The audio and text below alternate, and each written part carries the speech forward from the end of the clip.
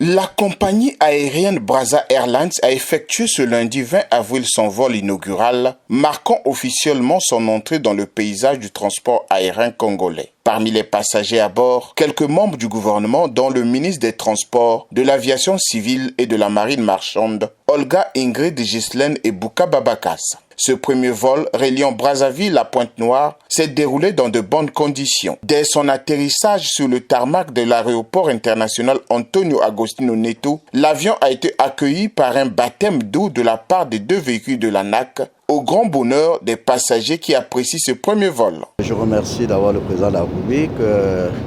Comme on dit, le Congo en marche. Aujourd'hui, c'est un bon démarrage.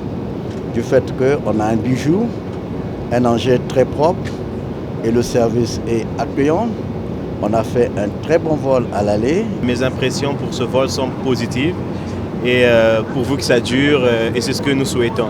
Ce que j'ai pu constater ici dans ce vol, c'est qu'il y a un confort et il y a de la ponctualité et surtout, il y a un grand professionnalisme de l'équipage de cette compagnie aérienne qui incarne selon moi un grand renouveau ici en République du Congo. L'ambition de la compagnie est de contribuer à l'amélioration de la connectivité entre les principales villes du pays et à terme d'étendre ses dessertes vers d'autres destinations, a indiqué le responsable de Brazza Airlines.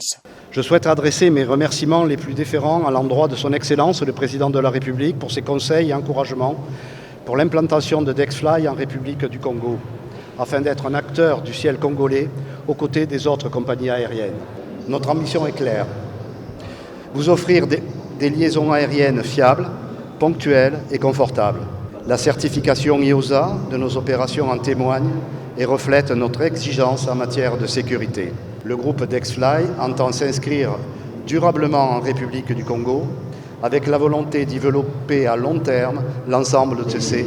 Le lancement de cette société s'inscrit dans le cadre du renforcement de la souveraineté aérienne du pays et représente une opportunité supplémentaire en matière de mobilité et de développement économique. Le ministre des Transports, de l'Aviation civile et de la Marine marchande, Ingrid Olga Ghislaine Ebuka Babakas, qui salue une étape importante dans le développement du transport aérien au Congo. À l'orée du quinquennat du président de la République, chef de l'État, Son Excellence M. Denis Sassou Nguesso, il est permis de ne point douter que l'arrivée d'une telle compagnie s'arrime bel et bien avec son projet de société, l'accélération de la marche vers le développement, tel qu'énoncé lors de son discours d'investiture.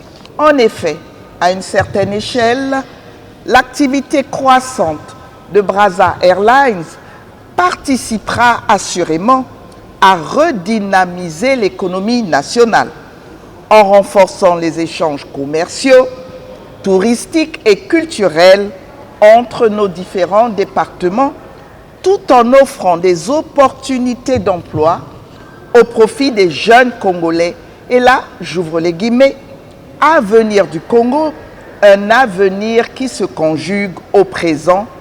Fin de citation. Rappelons que la compagnie Brazza Airlines est une filiale de la société Tyler. Elle utilise des appareils de type Embraer A190 et A145 pour assurer ses rotations domestiques. Aussi, plusieurs liaisons domestiques seront progressivement mises en place dans les prochains jours, ont précisé les responsables de Brazza Airlines.